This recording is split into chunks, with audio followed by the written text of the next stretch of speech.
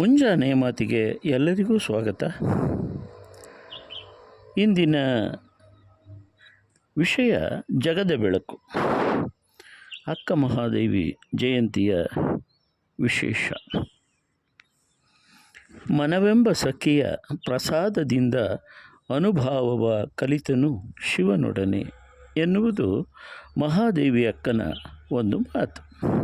ಇಂತಹ ನೂರಾರು ಮಾತುಗಳನ್ನು ನೀಡಿ ತನ್ಮೂಲಕ ಶಿವಾನುಭಾವ, ಅದಕ್ಕೆ ಪೂರ್ವಭಾವಿಯಾಗಿ ಮಧುರ ಭಾವ, ಅದಕ್ಕೆ ಜೊತೆಯಾಗಿ ಆತ್ಮಾನುಸಂಧಾನ, ದಿವ್ಯೋನ್ಮಾದ, ಚಿತ್ತಾನ್ಮಾದಗಳಿಂದ ಕನ್ನಡವಷ್ಟೇ ಅಲ್ಲ ಜಾಗತಿಕ ಮಟ್ಟದಲ್ಲಿಯೂ ಅಕ್ಕ ಬಣ್ಣಿತಳಾಗಿರುವ ಅಕ್ಕ ಮಹಾದೇವಿ ಕನ್ನಡದ ಅಮೂಲ್ಯ ರತ್ನ.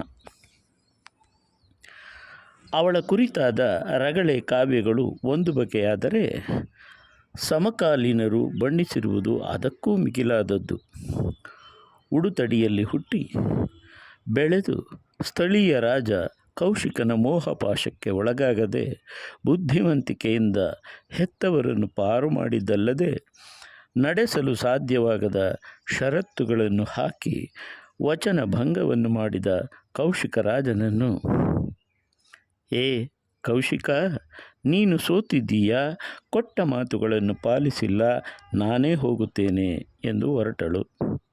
ಕಾಡು ಮೇಡುಗಳಲ್ಲಿ ಸಂಚರಿಸಿ, ಅಳಿಸಂಕುಲವೇ, ಮಾಮರವೇ, ಕೋಗಿಲೆಯೇ, ನೀವು ಕಾಣಿರೇ ಎಂದು ಚನ್ನಮಲ್ಲಿಕಾರ್ಜುನನನ್ನು ಅರಸಿದಳು. ಅನುಭವ ಮಂಟಪದಲ್ಲಿ ಎಲ್ಲರಿಂದಲೂ ಸೈ ಎನಿಸಿಕೊಂಡ ಮಹಾದೇವಿಯಕ್ಕ ಆದಳು. ಕೊನೆಗೆ ಕದಳಿಯಲ್ಲಿ ತನ್ನ ಅರಿವಿನ ಸಾಕ್ಷಾತ್ಕಾರ ಮಾಡಿಕೊಂಡು ಪರಿಪೂರ್ಣಳಾದಳು. ಅಕ್ಕ ಮಹಾದೇವಿ ಒಂದು ಜೀವ, ಒಂದು ದೇಹ ಎಂದು ಭಾವಿಸಿದರೆ ಅದು ನಮ್ಮ ಸಣ್ಣತನವಾಗುತ್ತದೆ. ಅನುಭವಿಗಳ ದೊಡ್ಡ ಭಾವನೆಯಲ್ಲಿ ಹೇಳುವುದಾದರೆ, ಆ ಜೀವ ಕೇವಲ ಜೀವವಲ್ಲ, ಅದು ಜ್ಯೋತಿ ಎನ್ನುವುದು, ಅದು ಹಣತೆ ಎನ್ನುವುದು. ಅಕ್ಕ ಮಹಾದೇವಿ ವಚನಗಳಲ್ಲಿ ಕಾವ್ಯದ ಸೊಗಸು ಹೆಚ್ಚು. ಅವರ ಕಾವ್ಯದ ಗುಣ ಎರಡು, ಒಂದು ವೇದನೆ, ಇನ್ನೊಂದು ನಿವೇದನೆ. ಹಾಗಾಗಿ ಅವಳ ಸಾಹಿತ್ಯಕ್ಕೆ ಉತ್ಕೃಷ್ಟ ಮಾತ್ರವಲ್ಲ, ಉಜ್ಜೀವಕ ದಿವ್ಯ ಸಾಹಿತ್ಯ. ಅಕ್ಕನ ವಚನಗಳಲ್ಲಿ ಉದ್ದೇಶಪೂರ್ವಕವಾದ ಅಲಂಕಾರಗಳ ಬಳಕೆ ಇಲ್ಲ. ಒಳಗಿನ ಒತ್ತಡಗಳು ಭಾಷೆಯಲ್ಲಿ ಹೊರಹೊಮ್ಮುವಾಗ ಸಹಜವಾಗಿ ನುಸುಳಿಕೊಂಡು ಬಂದ ಉಪಮೇಯ ದೃಷ್ಟಾಂತಗಳು ಅವು.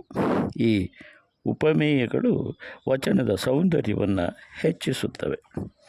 ಅಕ್ಕ ಇಂದಿಗೂ ನಿಮ್ಮ ನಡುವೆ ಅನುಭವಗಳಿಂದ ಉಳಿದವಳು. ಅವಳ ಜೀವನ ಸಾಧನೆ ಭಾವಲಹರಿಗಳು ಅಕ್ಕನ ವಚನಗಳಲ್ಲಿ ಜೀವಂತ ಅಭಿವ್ಯಕ್ತಿಯನ್ನು ಪಡೆದಿವೆ. ಭಾವಗೀತಾತ್ಮಕವಾದ ಅವುಗಳು ಒಂದೆಡೆ ಆಧ್ಯಾತ್ಮಿಕ ನಿಲುವನ್ನು ಅಭಿವ್ಯಕ್ತಿಸಿದರೆ, ಮತ್ತೊಂದೆಡೆ ಜೀವದ ನೋವು ನಲಿವುಗಳನ್ನು ಪ್ರತಿಬಿಂಬಿಸುತ್ತವೆ. ಲಭ್ಯವಿರುವ ವಚನಗಳಲ್ಲಿ ಪ್ರತಿಯೊಂದು ಓದುಗರನ್ನು ಆಕರ್ಷಿಸುತ್ತವೆ. ಅಕ್ಕನ ನಿಸರ್ಗ ಪ್ರೇಮ, ಪಶು ಪಕ್ಷಿಗಳೊಡನೆ ಅವಳ ಸಂವಾದ, ಚನ್ನಮಲ್ಲಿಕಾರ್ಜುನನ ಮೋಹ, ಸಜೀವ ದೃಷ್ಟಾಂತಗಳು, ಮಾನವೀಯ ಜೀವಂತಿಕೆಯ ಅಂಶಗಳು ಉಸಿರಿನಷ್ಟು ಸಹಜವಾಗಿ ವ್ಯಕ್ತವಾಗಿದ್ದು, ತಾನೂ ಬದುಕಿ ಇತರರನ್ನೂ ನೈತಿಕತೆಯ ಭಕ್ತಿ ಮಾರ್ಗದೆಡೆಗೆ ಕರೆದೊಯ್ಯಬಲ್ಲ ವ್ಯಕ್ತಿತ್ವವನ್ನು ಅಕ್ಕನ ವಚನಗಳಲ್ಲಿ ಕಾಣುತ್ತೇವೆ.